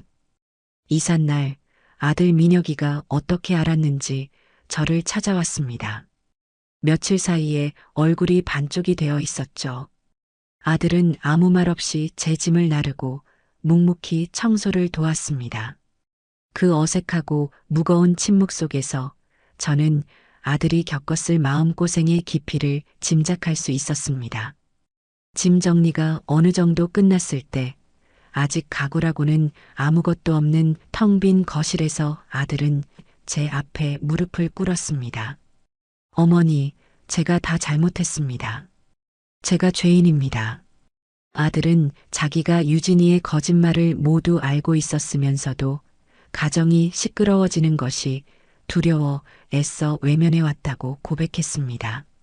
제게 무심했던 것이 아니라 진실을 마주할 용기가 없었던 비겁함 때문이었다고 눈물로 용서를 빌었습니다. 그는 그날 밤 유진이와 나눴던 대화에 대해서도 털어놓았습니다. 유진이는 끝까지 자신의 잘못을 인정하지 않고 어머니가 원래 좀 이상하시잖아요. 라며 소리를 질렀고 심지어 그깟차 한 대 때문에 당신이 나한테 이럴 수 있어? 라며 물건을 집어 던지기까지 했다고 합니다. 그 모습에 아들은 완전히 정이 떨어져 버렸다고 했습니다. 저는 무릎 꿇은 아들의 어깨를 말없이 두드려 주었습니다. 아들을 용서하고 말고 할 것도 없었습니다. 그저 제 아들이 다시는 비겁한 남편, 불효한 자식으로 살지 않기를 바랄 뿐이었습니다. 그날 이후 저는 저만의 성을 꾸미는 일에 몰두했습니다. 가장 먼저 푹신하고 편안한 1인용 안락 의자를 샀습니다. 인터넷으로 수십 개의 제품을 비교하고 사용자 후기를 꼼꼼히 읽어본 뒤 직접 매장에 나가 3번이나 앉아보고 나서야 결정한 것이었죠. 언제나 가족들이 차지하고 저는 앉아볼 기회도 거의 없었던 딱딱한 소파가 아니라 오직 저만을 위한 의자였습니다. 의자가 배송되던 날 저는 그 위에 앉아 몇 시간이고 창밖을 바라보았습니다. 제 몸에 꼭 맞는 그 편안함이 마치 세상이 저를 안아주는 것만 같았습니다. 그 다음으로는 작고 소박한 원목 식탁을 들여놓았습니다. 값비싼 대리석은 아니었지만 나무의 따뜻한 감촉이 좋았습니다. 저는 그 식탁에서 혼자 밥을 먹고 차를 마시고 신문을 읽었습니다. 누구의 눈치도 볼 필요 없이 오직 저만의 속도로 저만의 시간을 누렸습니다. 제 취향이 담긴 그릇과 찻잔을 사고 보드라운 이불과 베개를 고르는 모든 순간이 제게는 축제와도 같았습니다. 유진이의 취향에 맞춰진 그 집에서 저는 단 한 번도 느껴보지 못했던 제 공간을 제 손으로 채워가는 기쁨이었습니다.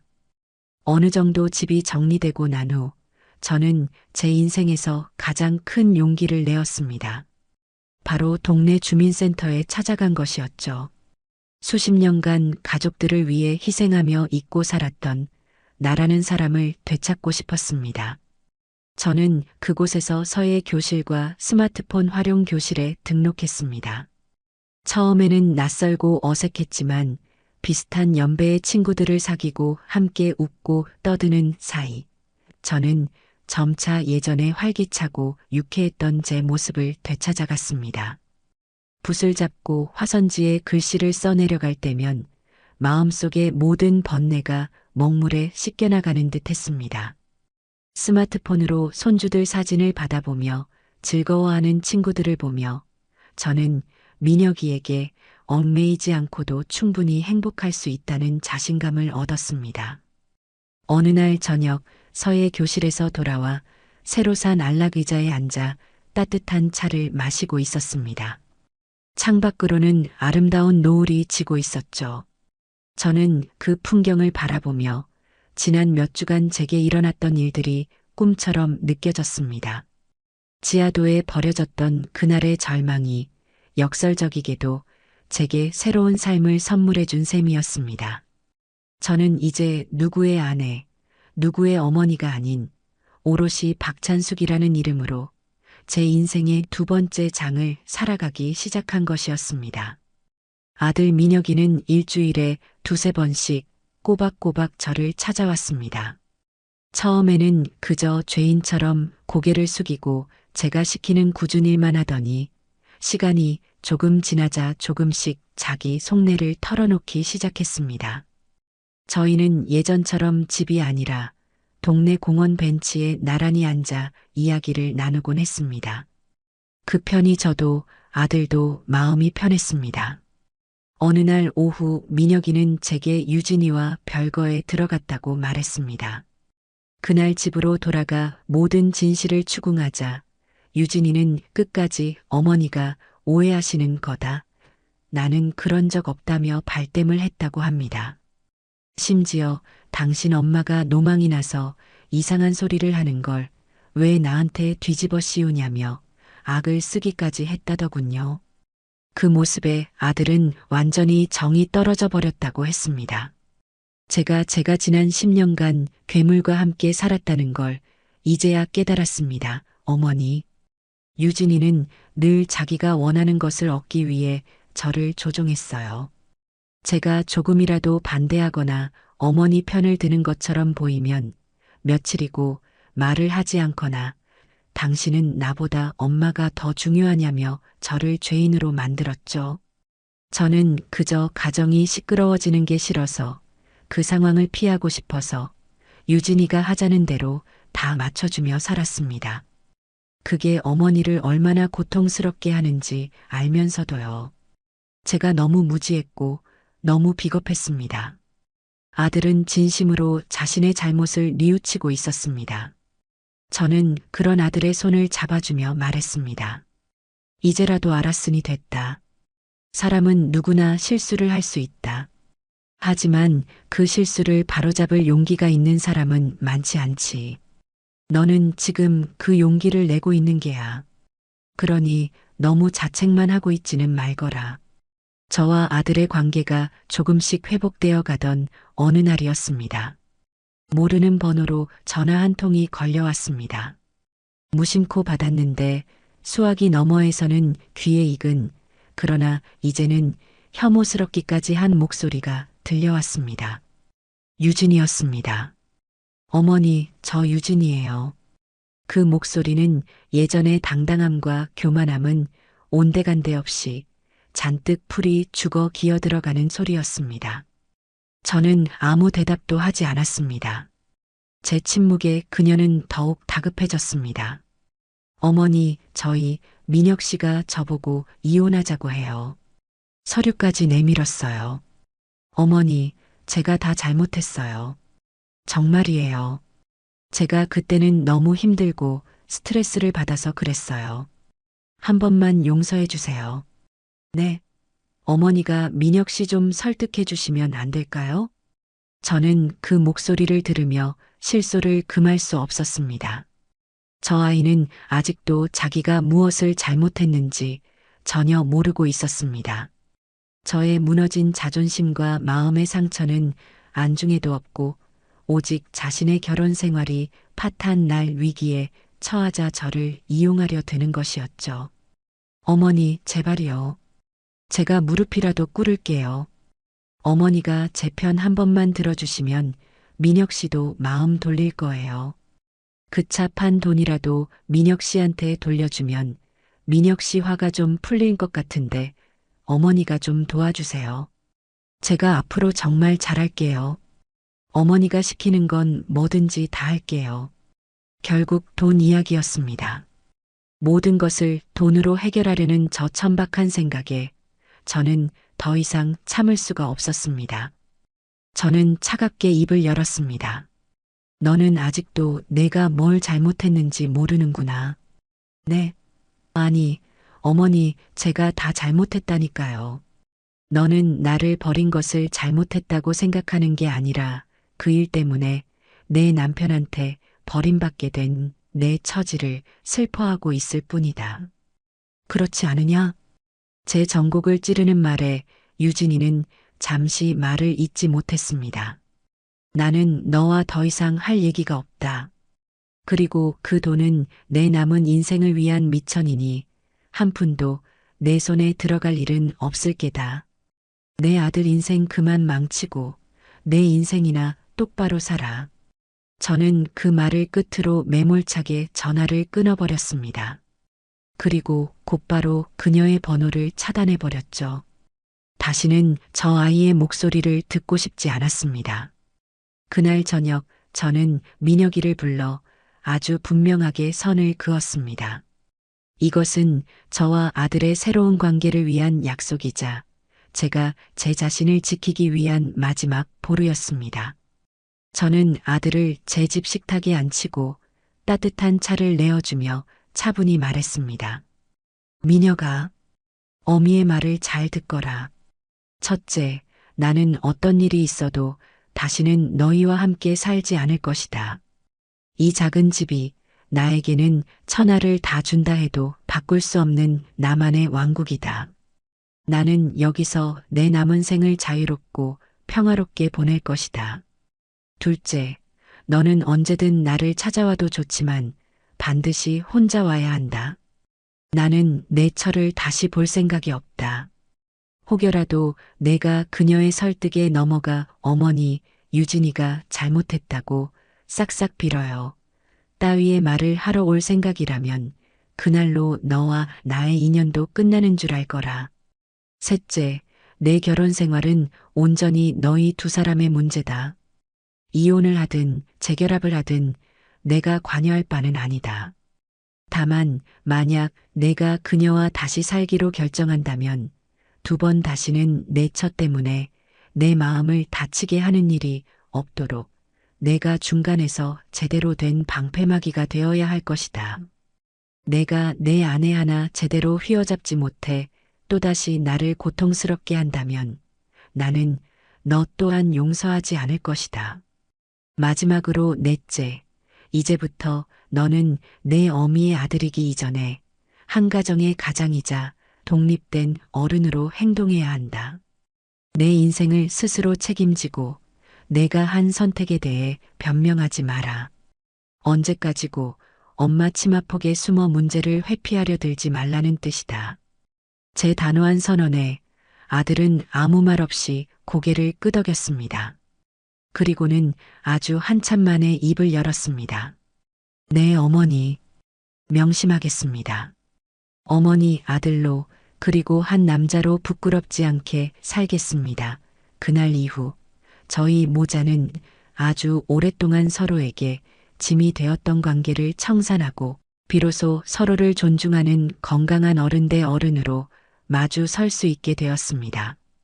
제가 집을 나와 독립했다는 소문과 아들 내외가 별거에 들어갔다는 소문은 날개를 단 듯 친척들 사이에 퍼져나갔습니다. 얼마 지나지 않아 제게는 여러 갈래의 연락이 오기 시작했습니다. 제 친정 쪽 식구들은 자초지종을 듣고는 유진이의 뻔뻔함에 혀를 내두르며 제 결정을 전적으로 지지해 주었습니다. 특히 제 친정 언니는 전화를 걸어 속 시원하다. 찬수가 진작 그렇게 했어야지. 너 고생한 거 생각하면 그년 머리털을 다 뽑아놔도 시원찮다. 라며 저보다 더 분개해 주었습니다. 하지만 시댁 쪽, 특히 유진이와 가깝게 지내던 몇몇 동서들은 제게 전화를 걸어 형님, 그래도 며느리가 잘못했다고 싹싹 빌면 한 번쯤은 용서해 주셔야지요. 애 아빠 없으면 민혁이만 불쌍하지 않겠어요? 라며 은근히 저를 압박했습니다. 저는 그들의 위선적인 충고에 차분하지만 단호하게 대답했습니다.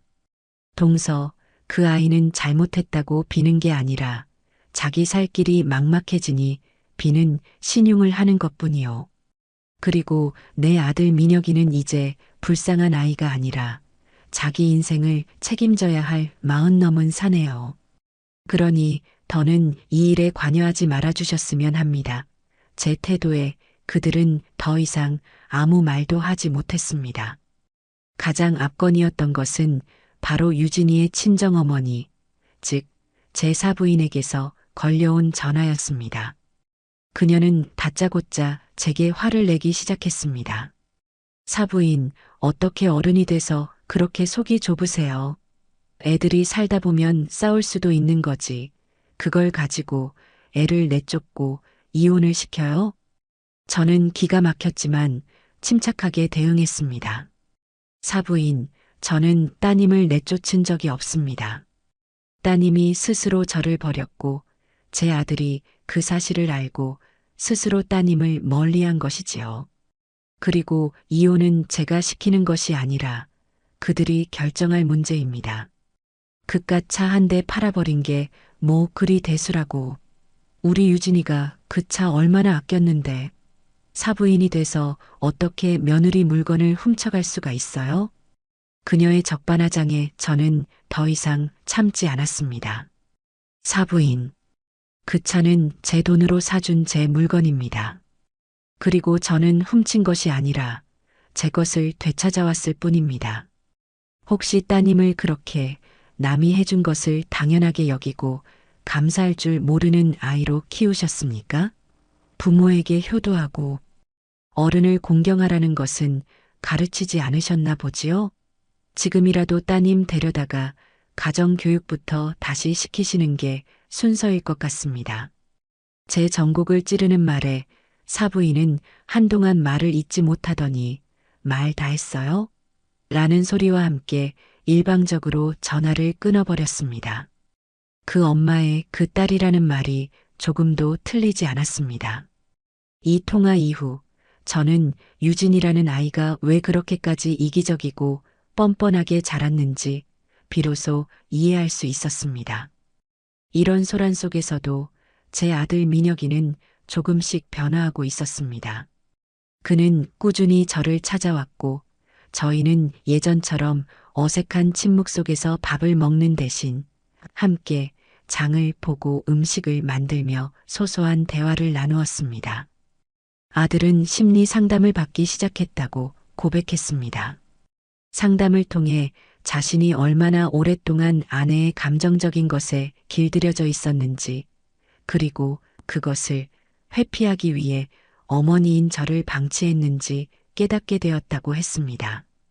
유진이 또한 상담에 몇 번 같이 갔지만 모든 문제를 남 탓으로 돌리는 태도 때문에 더 이상 진행이 되지 않는다고 했습니다.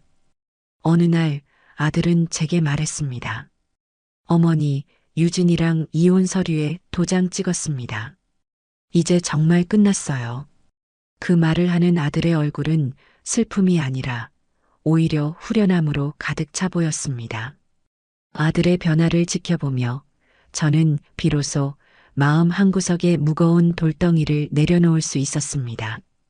그리고 이제는 정말 저 자신만을 위한 시간을 가져도 좋겠다는 생각이 들었죠.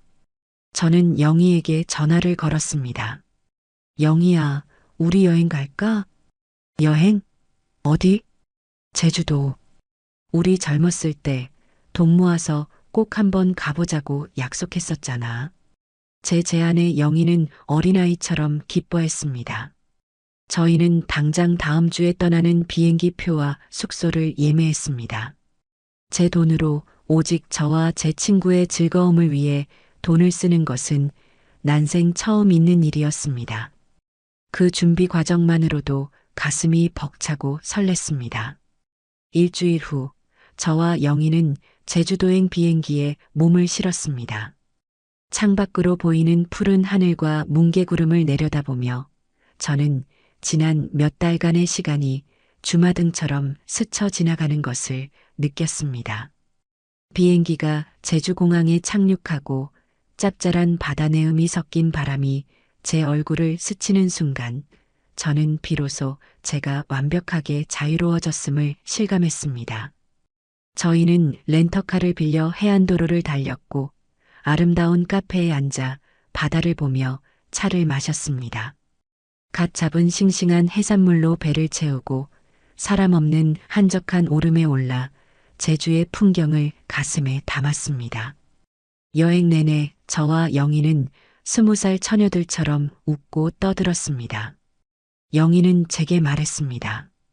찬수가, 너 요즘 얼굴이 얼마나 좋아졌는지 알아? 그 지옥 같은 집에서 나온 게 내 인생 최고의 선택이었다. 여행 마지막 날, 저희는 함덕의 에메랄드빛 바다 앞에 나란히 앉아 저물어가는 해를 바라보았습니다. 붉게 타오르는 노을을 보며 저는 문득 그 하얀색 SUV를 떠올렸습니다. 그 차 한 대를 팔아 저는 이 드넓은 세상을 얻었습니다. 잃어버렸던 제 자신을 되찾았고 망가졌던 아들과의 관계를 회복할 기회를 얻었으며 무엇보다 누구에게도 얽매이지 않는 완전한 자유를 손에 넣었습니다. 그것은 제 인생에서 가장 성공적이고 가장 통쾌한 거래였습니다. 저는 옆에 있는 영희의 손을 잡으며 말했습니다. 영희야, 나 지금 정말 행복하다. 제 목소리는 조금 떨리고 있었지만 그 안에는 그 어떤 후회나 미련도 없었습니다. 오직 충만한 행복과 다가올 날들에 대한 기대만이 가득했습니다.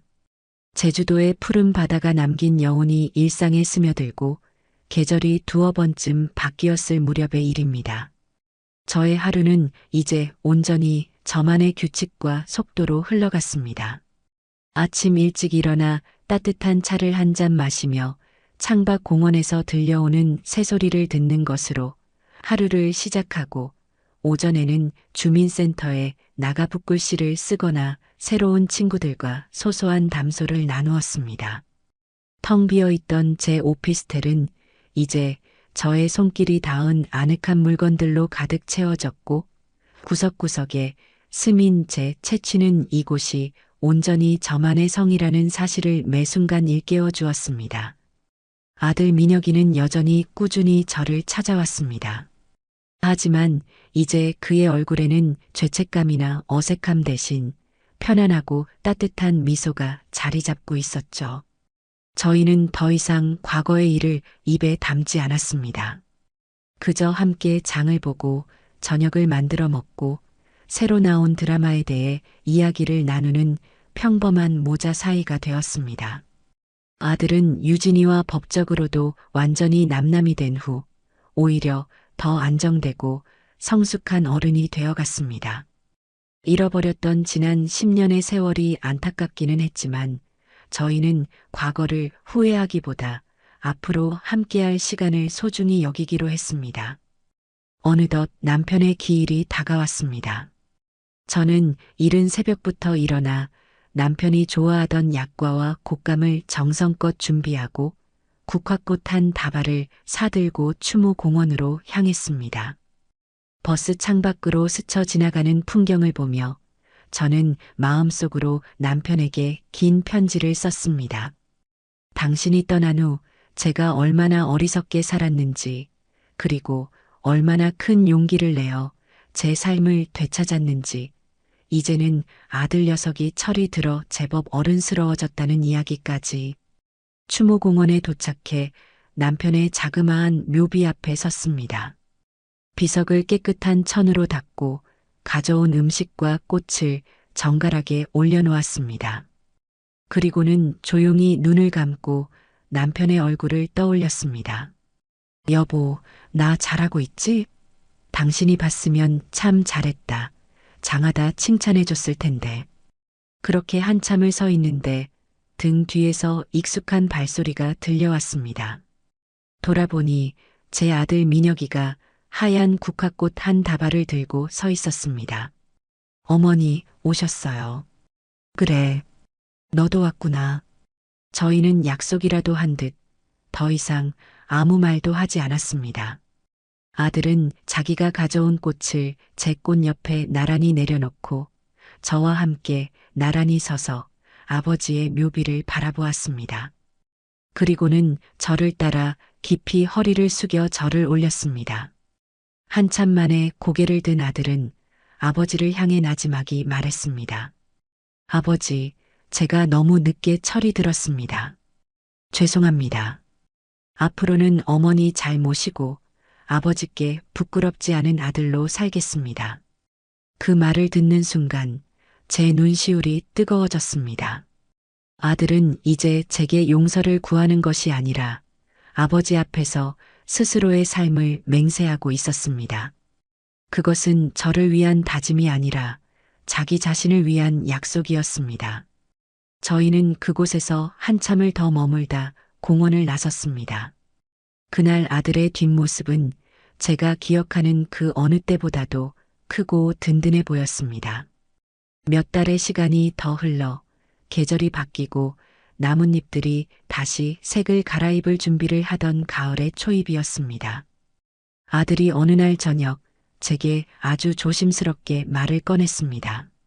어머니, 드릴 말씀이 있는데요. 물론 어머니께서 싫으시면 제가 단칼에 거절하겠습니다. 무슨 일이냐? 그 사람이 유진이가 꼭 한 번만 뵙고 싶다고 연락이 왔어요. 딱 한 번만 만나서 정식으로 사죄하고 싶다고요.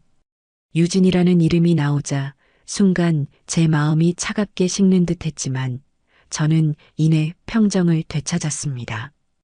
이제 저는 그 이름 앞에서 더 이상 흔들리지 않았습니다. 저는 잠시 생각에 잠겼습니다. 무엇을 위한 만남일까? 또 다른 거짓말과 변명을 늘어놓으려는 것일까? 하지만 한편으로는 궁금하기도 했습니다. 자신의 모든 것을 잃어버린 그 아이가 과연 어떤 모습으로 변했을지. 저는 더 이상 그녀의 피해자가 아니었습니다. 얼마든지 그녀를 만나고 그녀의 이야기를 들어줄 수 있는 강자의 위치에 있었습니다. 좋다. 만나보마. 제 대답에 아들이 오히려 더 놀라는 눈치였습니다. 대신 시간과 장소는 내가 정할 것이다. 내가 그 아이에게 그리 전하거라. 며칠 후 저는 제가 정한 동네의 한적한 카페에서 유진이를 만났습니다. 약속 시간보다 조금 일찍 도착해 창가에 자리를 잡고 앉아 있으니 저 멀리서 한 여자가 다가오는 것이 보였습니다. 유진이었습니다. 하지만 제가 알던 그 화려하고 오만한 모습은 온데간데 없었습니다. 값비싼 명품 옷 대신 수수한 옷차림이었고 완벽하던 화장 대신 피곤함과 고단함이 얼굴에 내려앉아 있었습니다. 그녀는 제 앞에 서서 한참을 망설이다 고개를 숙였습니다. 어머니, 저 왔어요. 저는 아무 말 없이 그녀가 맞은편 의자에 앉는 것을 지켜보았습니다. 한동안 무거운 침묵이 흘렀습니다. 침묵을 깬 것은 유진이었습니다. 어머니, 제가 정말 잘못했습니다. 그녀의 목소리는 떨리고 있었습니다. 그때는 제가 미쳤었나 봐요. 제가 가진 모든 게 당연히 제 것인 줄만 알았어요. 어머니의 희생과 민혁 씨의 노력이 아니라 그냥 제가 잘나서 누리는 것인 줄 알았습니다. 그걸 다 잃고 나니 혼자 방에 앉아 지난 시간들을 돌아보니 제가 얼마나 어리석고 나쁜 사람이었는지 이제야 조금 알 것 같아요. 그녀는 울지 않았습니다. 그저 담담하게 외워서 읊는 것이 아니라 정말 지난 시간 동안 곱씹어 생각한 듯한 말들을 꺼내놓았습니다. 돈을 돌려달라는 말도 아들을 설득해달라는 말도 하지 않았습니다. 어머니를 그렇게 힘들게 하고 그 추운 지하도에 버려두고 온 제 자신을 이제는 제가 용서할 수가 없어요. 평생 이 죄를 안고 살아야겠지요. 용서해달라고 말씀드릴 자격도 없습니다. 그저 제 잘못을 제 입으로 직접 고하고 한 번이라도 제대로 사죄드리고 싶었습니다. 정말 죄송합니다, 어머니. 유진이는 자리에서 일어나 제게 깊이 허리를 숙였습니다. 저는 그 모습을 말없이 바라보았습니다. 진심일까? 아니면 또 다른 연기일까? 그것은 중요하지 않았습니다. 중요한 것은 저 아이가 자신의 잘못을 깨닫기 위해 혹독한 대가를 치렀다는 사실이었습니다. 제 마음속에서 그녀에 대한 미움과 분노가 눈 녹듯 사라지는 것은 아니었지만 더 이상 그녀를 증오하며 제 남은 인생의 에너지를 낭비하고 싶지는 않았습니다. 내가 그 말을 하기까지 아주 긴 시간이 걸렸구나. 내가 겪은 고생이 너를 조금은 사람으로 만든 모양이다. 저는 찻잔을 들며 말했습니다. 하지만 용서는 내가 해주고 말고 할 수 있는 가벼운 말이 아니다. 내가 한 짓에 대한 상처는 내 평생 갈 것이고 내 사과가 그 상처를 없애주지는 않아. 그저 내가 내 잘못을 알게 되었다니 그걸로 족하다. 이제 돌아가거라. 그리고 다시는 내 앞에 나타나지 마라.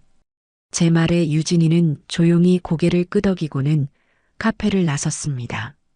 그 쓸쓸한 뒷모습을 보며 저는 비로소 제 길었던 복수가 완전히 끝났음을 느꼈습니다. 그날 이후 제 삶은 다시 평온한 일상으로 돌아왔습니다. 저는 서예 교실에 더욱 열심히 나갔고 얼마 전부터는 동네 도서관에서 하는 자서전 쓰기 강좌에도 참여하기 시작했습니다. 제 파란만장했던 인생을 제 손으로 직접 기록하고 싶어졌기 때문입니다. 어느 맑은 주말 오후 저는 새로 산 안락 의자에 앉아 뜨개질을 하고 있었습니다. 창밖에서는 아이들의 웃음소리가 들려왔고 제 작은 집안에는 라디오에서 흘러나오는 잔잔한 클래식 음악이 가득했습니다. 잠시 후 민혁이가 제가 제일 좋아하는 과일들을 한 아름사 들고 집으로 들어왔습니다. 어머니, 주말인데 심심하실까 봐 왔어요. 오기는 뭘 맨날 와. 너도 내 생활이 있지. 저는 그렇게 핀잔을 주면서도 어느새 아들을 위해 차를 준비하고 있었습니다. 저희는 식탁에 마주 앉아 과일을 먹으며 소소한 이야기를 나누었습니다. 아들은 새로 옮긴 부서에서 인정받고 있다는 이야기, 주말에는 등산을 다니기 시작했다는 이야기를 했습니다. 그의 얼굴은 예전보다 훨씬 밝고 건강해 보였습니다. 아들이 돌아가고 저는 다시 의자에 앉아 창밖을 보았습니다. 도시의 불빛들이 하나둘씩 켜지기 시작하며 아름다운 야경을 만들어내고 있었습니다. 저는 문득 제 통장을 떠올렸습니다. 그 안에는 차를 팔아 마련한 제 남은 인생을 지켜줄 든든한 돈이 고스란히 들어 있었습니다. 하지만 저는 깨달았습니다. 그 하얀색 SUV를 팔아 제가 얻은 진짜 재산은 통장 속의 숫자가 아니라는 것을, 제가 얻은 진짜 유산은 아침에 눈을 떴을 때 누구의 눈치도 보지 않고 제 마음대로 하루를 계획할 수 있는 자유였습니다. 망가졌던 아들과의 관계가 회복되고 서로를 존중하는 어른으로 마주 볼 수 있게 된 시간이었습니다. 그리고 무엇보다 수십 년간 잊고 살았던 박찬숙이라는 제 자신을 되찾은 기쁨이었습니다. 돈은 그저 이 모든 것을 가능하게 해준 아주 유용한 도구였을 뿐입니다. 저는 자리에서 일어나 책상으로 갔습니다. 그리고 서랍에서 영희와 함께 사두었던 작은 세계 지도와 여행 책자를 꺼냈습니다. 다음에는 어디로 가볼까? 따뜻한 남쪽 나라의 바다도 좋고 고풍스러운 유럽의 도시들도 좋을 것 같았습니다. 책장을 넘기는 제 입가에는 저도 모르는 사이에 행복한 미소가 번지고 있었습니다. 제 인생은 이제 막 가장 빛나는 황혼을 향해 다시 시작되고 있습니다.